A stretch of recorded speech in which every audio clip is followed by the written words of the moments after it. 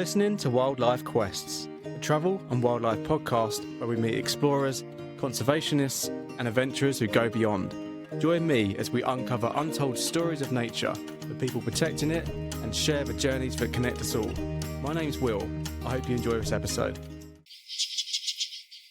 Everyone remembers Free Willy, a heartwarming tale of a boy and an orca that became a global success.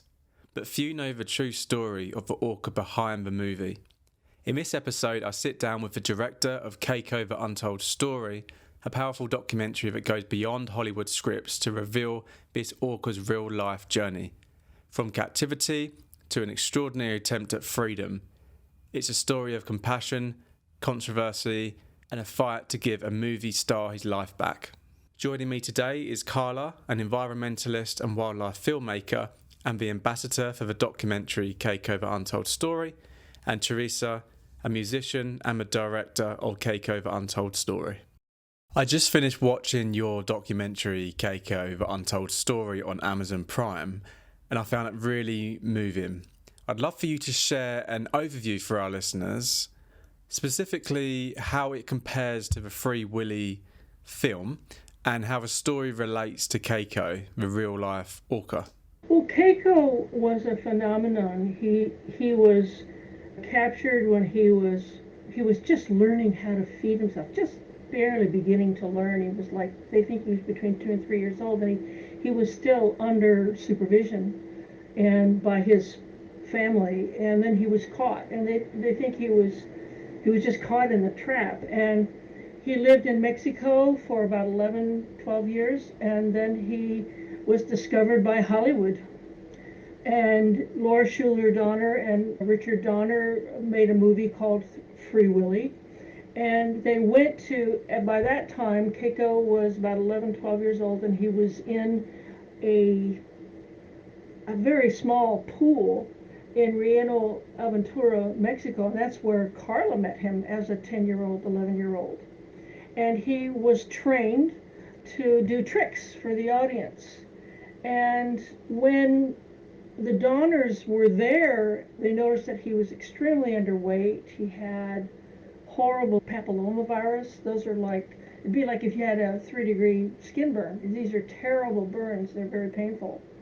And so they brought in fresh fish, they brought in ocean water, and they created this story called Free Willy. But Keiko was still just Keiko.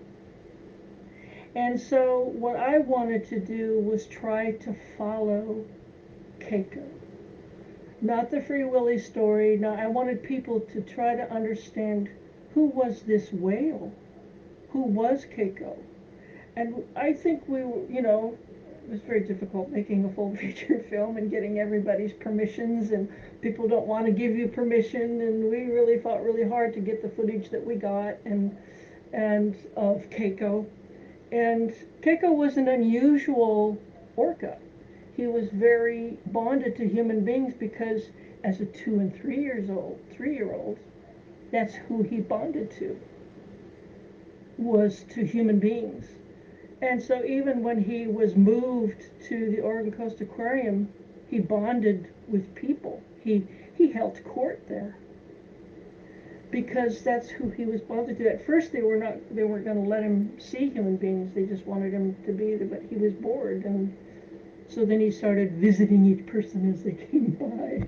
It was quite amazing. So the difference between Keiko and the story of the whale Free Willy is, 180 degrees, miles apart. Not at all the same. But Keiko was probably the luckiest whale in the world at the time.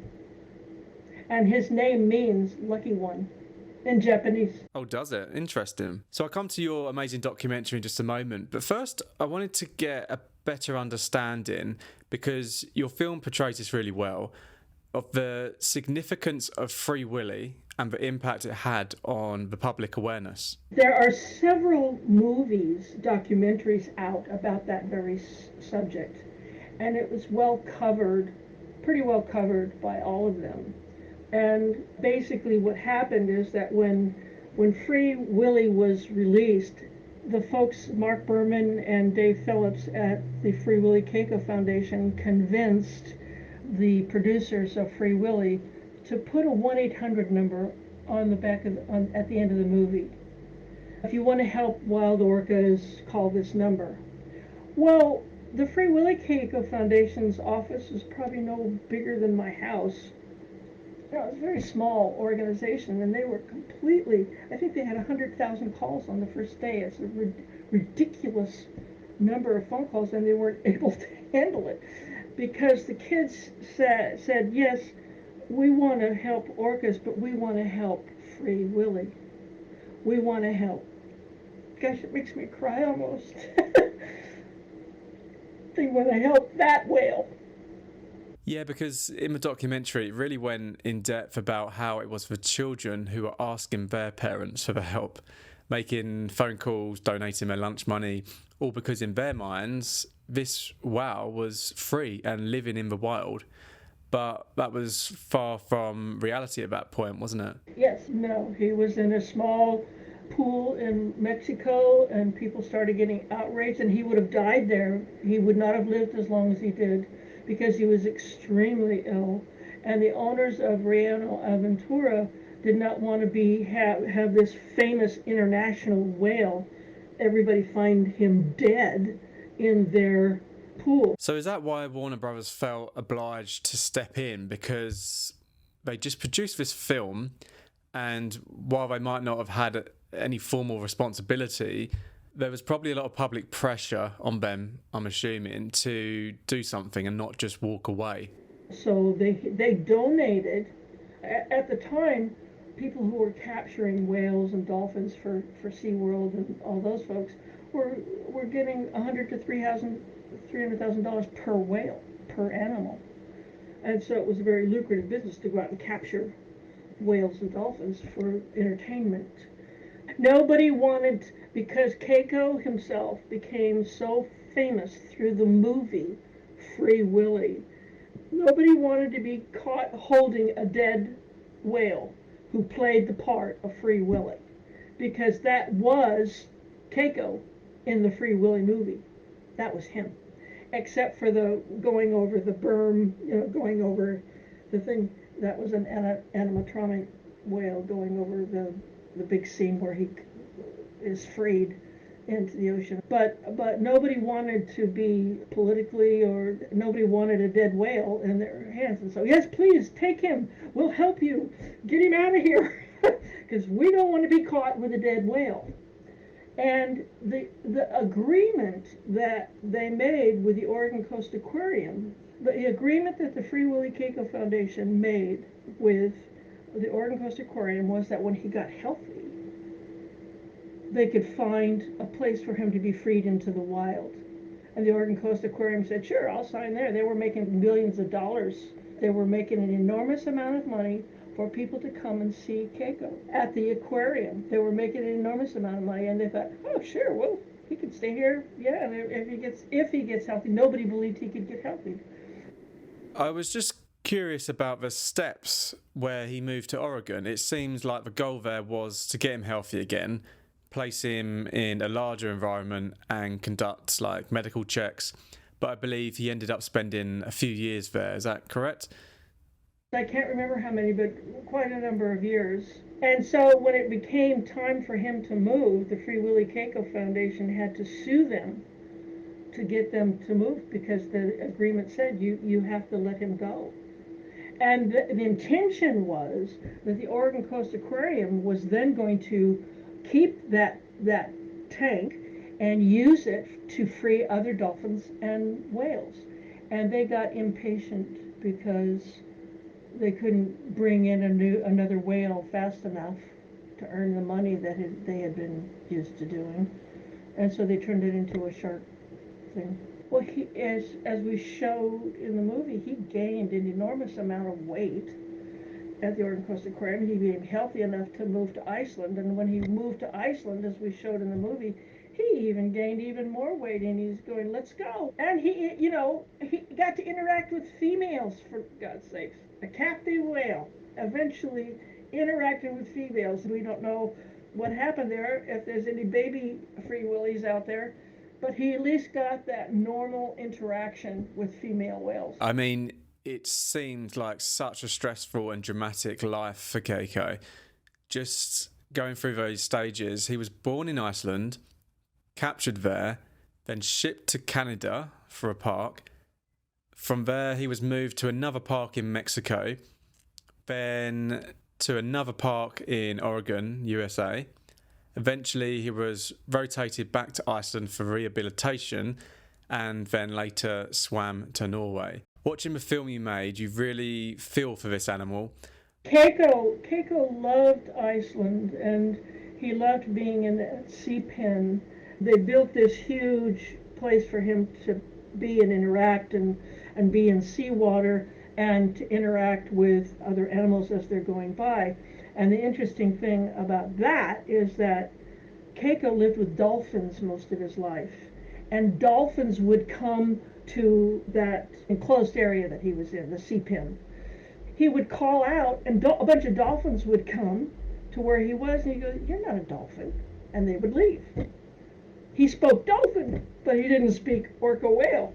To have all that footage of him, going out on his sea walks every day, and it was very difficult, I think, for the trainers to be with him. And then when they ran out of money, Cousteau, his benefactor, ran out of money. He was a Nextel person, and Nextel went down the tubes, and they no longer had any money to support Keiko. So that's when Colin and Tolpa came on board, and then they took care of Keiko after that. Their goal was to get him and introduce him to wild orcas, and it's wonderful. He would always check with the humans to make sure, is this okay? Is this okay? I go out and meet with you. It was clear in the film that he had that exceptionally strong bond with humans, even when interacting with the other orcas. It seemed like the trust that he had with the people was kind of unmatched there.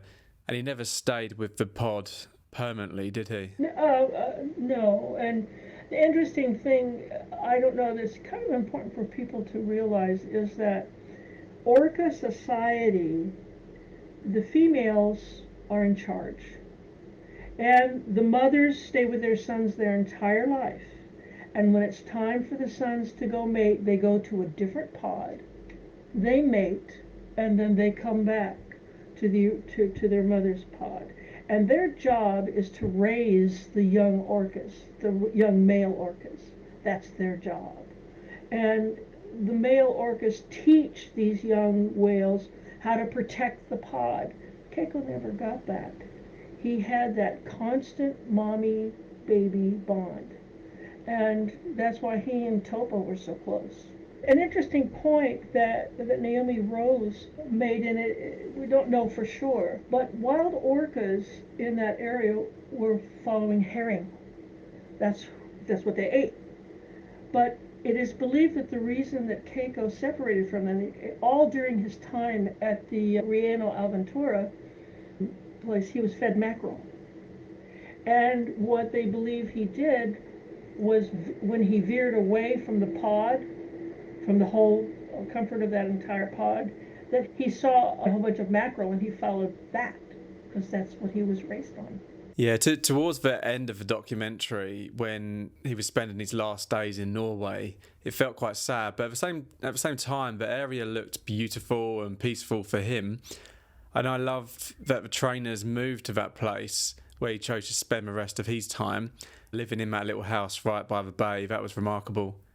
And something else that stood out was how well you captured that incredible footage of his move, the transportation from Oregon to Iceland, especially the struggles to find a way to move such a massive orca, and ultimately bringing in the US Air Force to transport him on a military cargo aircraft. Someone contacted us on Facebook and he said, "Hey, I was part of the US Air Force as a journalist and I have photos of that time." So I emailed him and I said, "Please, you have to have an interview with me." So I actually spoke to 3 people who were on that flight, and I'm just editing the interview, and it's amazing, William, because they sent me photos of all these people taking a photo with Keiko behind and all these soldiers. So before we talk about the pilots and the flights, like flying Keiko, because it's the first time ever to fly an Orca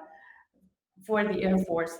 I just want to tell you a little bit more about how he lived in Mexico, William, because we get a lot of, you can see on our Facebook page, people saying that we killed Keiko, that he was never free. And first of all, the idea was to bring him back to where he was captured. The idea was never to let him be free, as you saw in the film. He wasn't free. He just went back to where he belonged. And he was always taking care of his caretakers. I don't like to call them trainers because trainers train you to do silly tricks for the public so you can have like the applause and whatnot. And in this case, the caretakers, they weren't asking him to do silly tricks or perform for the public. They were just looking after his well-being. He was constantly monitored with his GPS. And in Mexico City, William, I saw him for the first time when I was about 8. I was 8 years old. So in Mexico City, I saw Keiko when I was 8 years old. And at that time, I thought, well, this is a super cool job to have.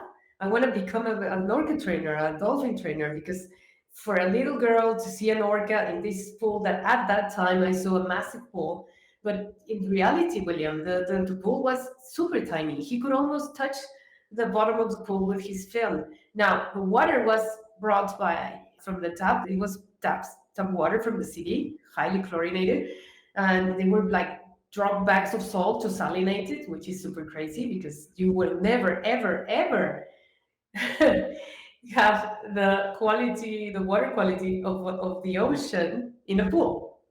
So, and to make it worse, he was sharing this tiny pool with 2 dolphins that were captured in Cuba. So imagine the scene. It sounds like a joke when you say, when you know these jokes when they say, oh, there's a bar and a priest comes and a Jew come and like a Buddhist come. It's like that in case of Keiko, no? There's a pool there's an orca from Norway with 2 dolphins from Cuba. What's the joke called? No, like, it's unbelievable.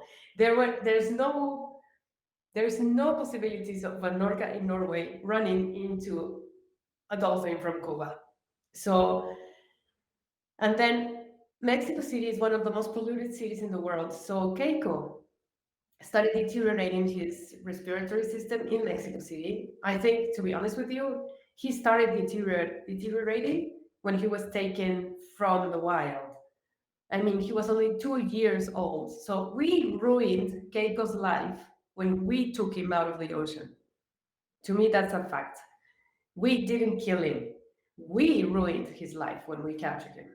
That's the fact. That's the truth. That's what I believe. So imagine now being in one of the most polluted cities in the world. William, he would replicate the sounds of ambulances.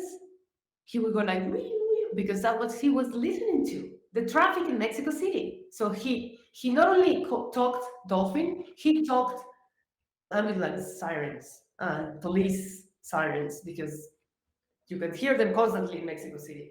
And that's crazy. So I wanted you to know about this so you can understand a little bit more of the background of Keiko and the quality of life he had in Mexico City. And I know they loved him and the trainers loved him.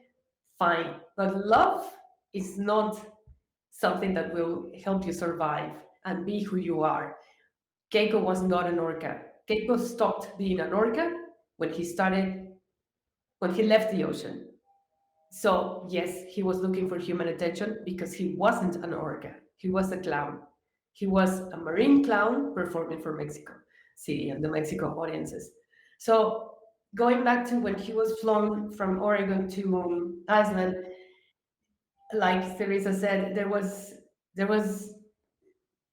was such a need of someone that would transport a massive orca back to Iceland and land in a tiny strip.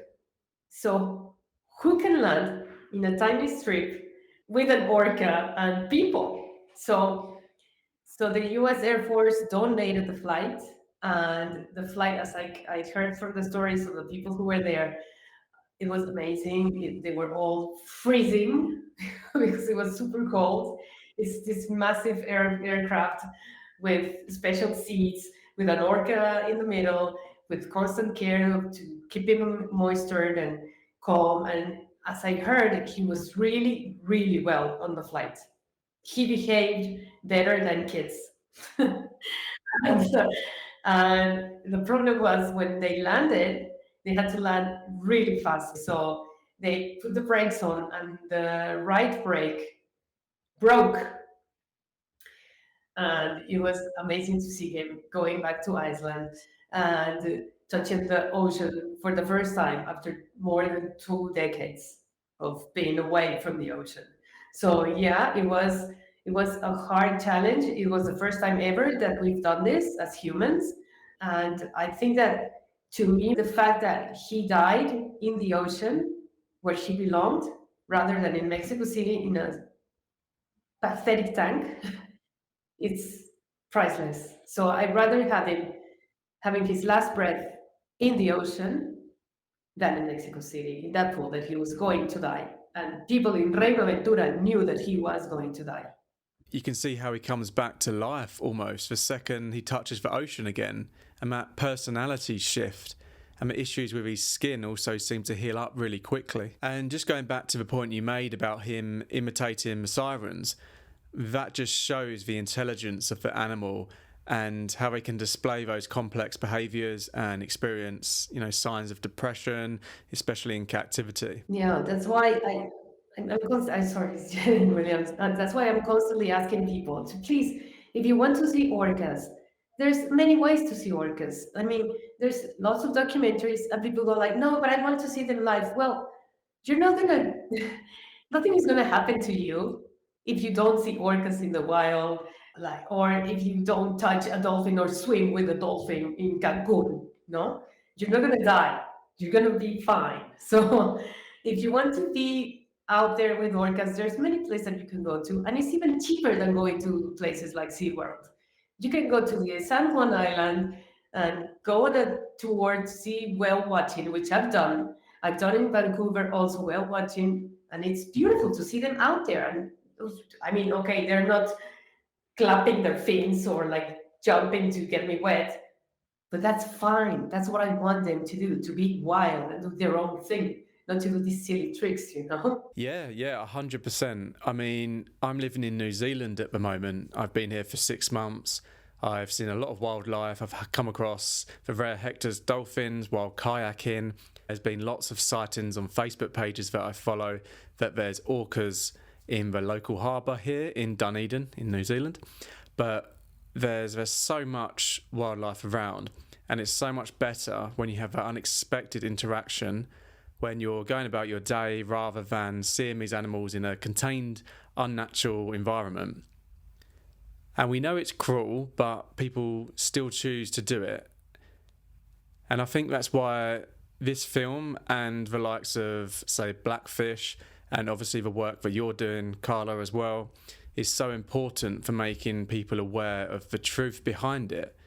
I wanted to tell you about Colin Baird. You were talking about how Keiko changed, like from when he was in captivity and then when he went to Iceland. Colin Baird was a Keiko trainer.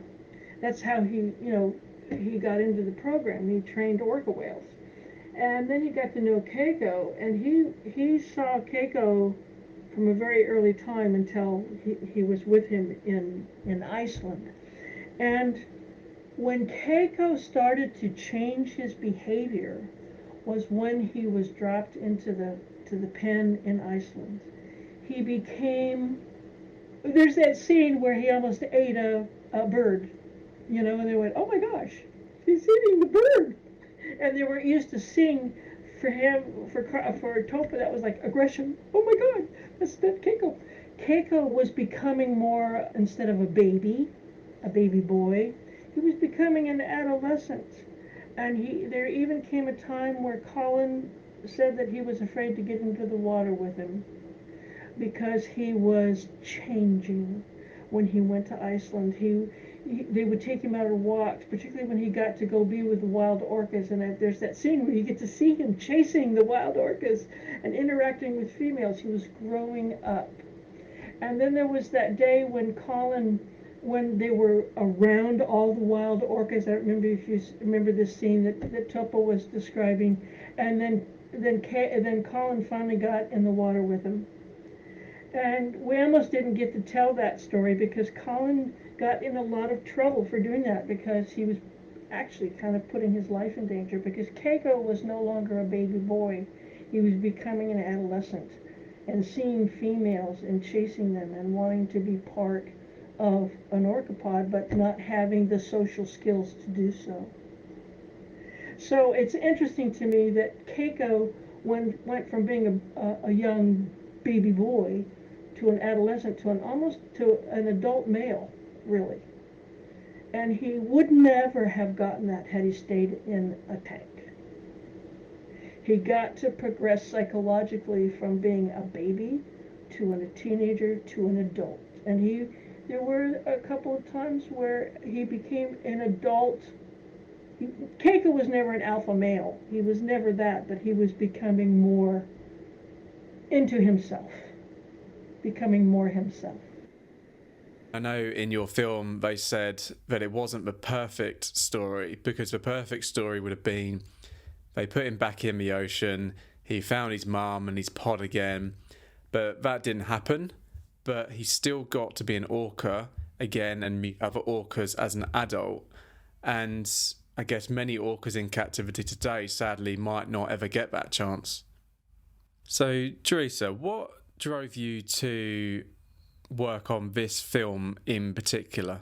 Well, I've told this story many times. At the time that Keiko was being moved from Mexico to the Oregon Coast Aquarium, I was diagnosed with an end-stage cancer with a 6-month life.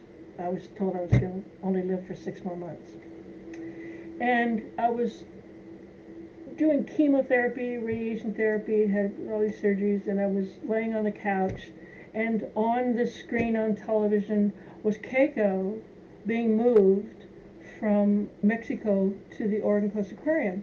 Now, the news at that time, Keiko was on 24/7, and there would be breaking news. Keiko sneezed.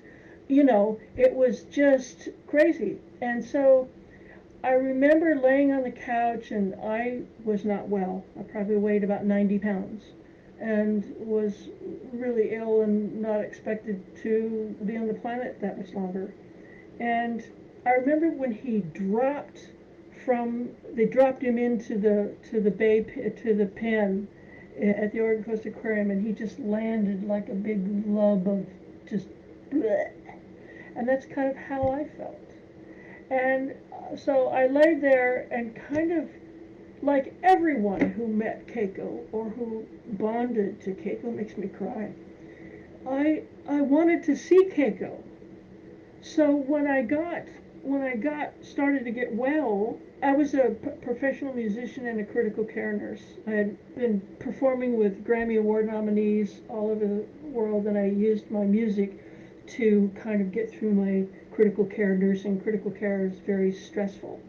And that's just an aside. So when I met Keiko, when I was laying there, I started writing music about him, and that's when I wrote Keiko's Dream. And the weird thing is, I was a folk jazz singer at the time, and I didn't really do a lot of just instrumental pieces, but the Keiko piece was the first instrumental piece I ever wrote. And so I really wanted to go see him. And so when I got well enough, I went to the Oregon Coast Aquarium, and I had to wait online like for 4 hours, just like everybody else. The lines were long, and they kind of shoved you through, and I got stuffed in there to where he was. And that scene where you see him holding court at the Oregon Coast Aquarium, he's going from person to person. Well, my experience with Keiko that day, I wanted to get up front. All the little kids were up in front, and I really wanted to be up front. And I wanted to see him.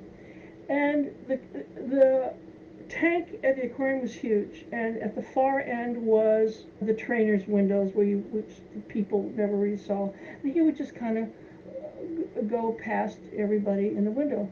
Well, I came up there, and he came directly to me, and he came directly in front of me, his full face to me, and there was just silence in the room because he was absolutely focusing on me.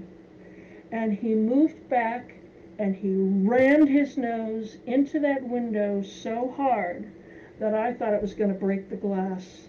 And everybody was stunned, and so was I. And I thought, whoa, he did that again 3 times, where he rammed himself into that window full force and to me, right directly in front of me, and he was looking at me. And then I thought, boy, I better get out of here. This feels dangerous.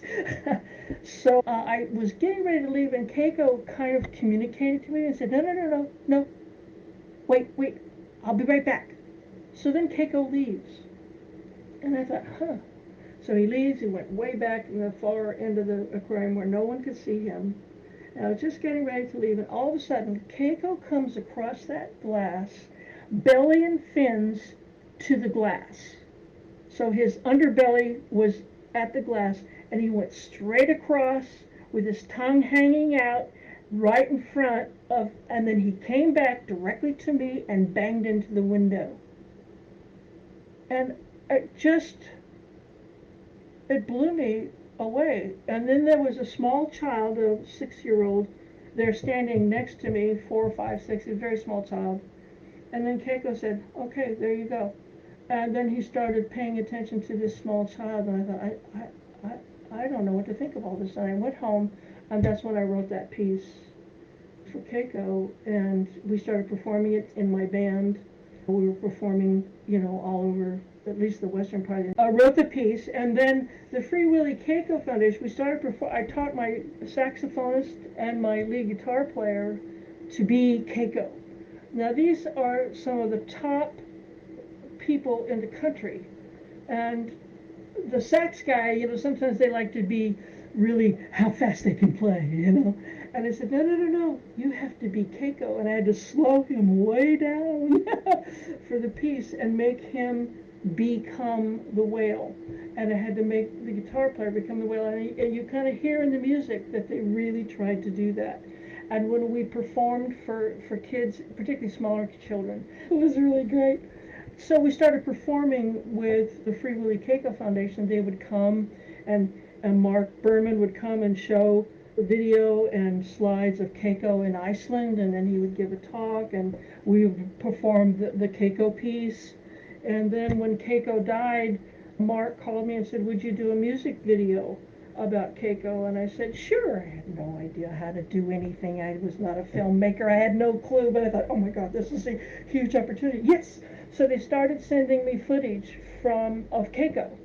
And, and I would make a video. I had just a consumer grade film platform to work in. I can't believe I did it. I most of that film on a computer, it wasn't until toward the end that I had to go to a professional.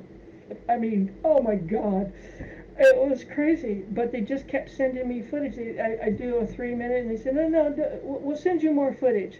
And everybody who had been, Cousteau and all these people, they were really upset that the Free Willy Keiko Foundation, who owned Keiko, was coming to me to make this movie. But Cousteau had already made several films about Keiko, and they'd gone on National Geographic. They were pretty slick, They didn't tell this story. And the Free Willy Keiko Foundation knew my relationship with Keiko, and they had gone to all these conferences and things with the students, with the kids, once again, with the kids. And they participated in these kind of Keiko, we called it the Keiko's Dream Tour.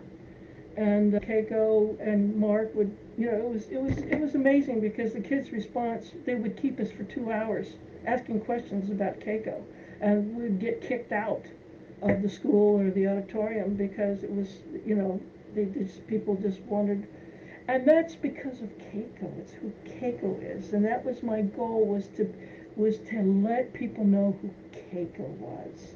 And I think we did that. It took a long time, and it was a lot of difficulties because a lot of people did not want me to make this movie. Wow, thank you for sharing that story. That interaction you had with Keiko against the glass, if that doesn't move you, I don't know what would. I mean, as a kid, Free Willy for me was one of my favourite films, and years later discovering the stark reality behind it, that the fact that it was filmed in that very tank where Keiko was living makes it even more heartbreaking. So my next question, from a conservation standpoint, what was gained from Keiko's story? One of the most powerful elements captured in the film was that his life wasn't in vain. It had a significant impact on the changes we see today. Specifically, I'd love to understand what's changed in Iceland, globally, and where we currently stand on whaling and orca conservation. Perhaps this is a question for you, Karla. I think that what was accomplished with this film is the fact that, and with Keiko, especially, one thing that I wanted to say, we have to give credit to Keiko also. I mean, he was a fighter. He proved that he had character, that he had strength. He never looked back. He was, okay, I'm going to go keep swimming, keep swimming, keep swimming until I get to Norway. So that to me shows the character that he had, no? In spite of all his background and the life that he had before. So I just want to say that I honor Keiko because of that, and I admire Keiko because of that. Secondly, when he arrived to Iceland, Iceland decided that there was no more orca capturing in their waters and no more whale hunting. So that was amazing to know. Secondly, I think that is research started a lot also about the population of orcas in that part of the ocean, because when Keiko moved there, there wasn't too much information about where he was taken from and where was his spot. And people say, oh, we wish he would find his mother. Some people say that they might have been also captured, but all others say that, well, they maybe just run away. We will never know what happened to Keiko's spot. And now we know a lot more about that population in the northern Atlantic. So that's also an accomplishment. And I think that now his legacy is to show that orcas are better in the wild. Orcas are belong in the ocean. I don't know why. Like, I mean, I do know why. I'm gonna recommend you a brilliant book called Death at SeaWorld. It's a must read. So I would love to say that because of Keiko now, there are no long there. We have no more orcas in captivity. What do we do? We have many orcas still in captivity to this day. We are hoping, conservationists and environmentalists are hoping to have a sanctuary built soon so we can rehabilitate, so we can retire all these orcas that are still performing from their performing life, to have a dignified retirement in sanctuaries. But we haven't seen any sanctuary yet done, properly built and open. To give you an example, there's an orca in Argentina called Shamenk. He's been there for 32 years. And the size of his pool, you would not, it kills you. To see him, it's like, I'll send you footage of Shamenk. So he's going around and around and around and around. It's just cruel. So that's what the orcas are living at the moment. So people are still buying tickets to swim with dolphins in the Mayan Riviera here in Mexico, which I'm very aware of. So in spite of Blackfish, Keiko Untold Story, The Cove, all these documentaries that we've all seen, the industry is still open. So I think that the key here is education. Educate the public. This is what is happening. This is not how they must live. They must live like in New Zealand, like you just told us, free, swimming in hundreds of numbers in their societies, speaking their own dialects, hunting, mating, and doing their own thing. Being a dolphin being a dolphin, an orca being an orca, a beluga being a beluga. So the key to me and to Theresa is education. I just want to share some facts about how many orcas we have in captivity today. We have around 55 orcas. From those 55 orcas in captivity, 33 were captive born, which is super sad. Imagine to be being born in a tank. And 18 of those orcas are held at SeaWorld parks in the United States. So, and in Latin America, Jamaica is the last one, and there's others in Europe, as you might have seen some in France, Italy. Anyway, so yeah, that's something that I wanted to share with you. 55 orcas are still held in captivity in this planet, which is super sad. Thank you for that insight. I mean, that's unbelievable at this day and age. We've still got that many orcas in captivity. That's really sad. I wanted to ask something a little different. It doesn't necessarily have to be about Keiko. I wondered if you could share a memorable moment from either your travels, whether it's a wildlife encounter, a standout experience, or an unforgettable trip. Maybe I'll choose the story. I used to be a wildlife filmmaker for Animal Planet and National Geographic in South Africa for 3 years. I worked for a series called On Earth and Shamwari Wildlife, and also Wild and Willy for National Geographic, which is the story of a baby elephant and a sheep. So I was foster caretaker for an elephant that lost his mother, and I had to sleep and feed and walk with the elephant for probably 2 to 3 months. And I think that he taught me the biggest lesson of my life. The idea was to rehabilitate the elephant. That's why I kept walking with him constantly all day long, walking and documenting him and his friend, the sheep. So imagine the scene of a Mexican woman with an African elephant and a sheep from a farm. It was super, super funny. And even the zebras were like, what the hell is going on? With what kind of herd is that? So he taught me that firstly, they are super intelligent. He would understand the word. I would teach him words in Spanish just because I was with him all the time and I wanted to speak to someone because I was with him constantly filming and taking care of him, which was a really hard but at the same time lovely and amazing experience in my life. I even called my mother and said to her, Mom, how did you have 2 kids? I cannot with one elephant. And he's not going to school and I don't have to pay for his clothes. I would speak to him because I would get lonely walking in the bushveld and not seeing humans for a long time. So I would speak to him in Spanish and would say, okay, Temba, his name was Temba, let's go and have your milk. And I would say leche. In Spanish, leche is milk. So he would go crazy. He would understand the word leche and go like, poo, poo, poo, leche time. And I would have to feed him every 3 hours. But he also told me that he's a wild animal, every time that he was in charge, not me. He was like, okay, I'm a wild elephant and you're pissing me off, just back off. So he would like really literally push me away. And I think that being with an African elephant, rehabilitating him to get back to his herd, it's kind of what was done with Keiko. And I find a lot of similarities with my personal story with the elephant and Keiko. Sadly, he died. The elephant died a month before we were about to go and release him with his herd. I was going to go with him and document the whole he's come back to the wild and he died because his intestines got entangled and we don't know why. It's something that happens to horses.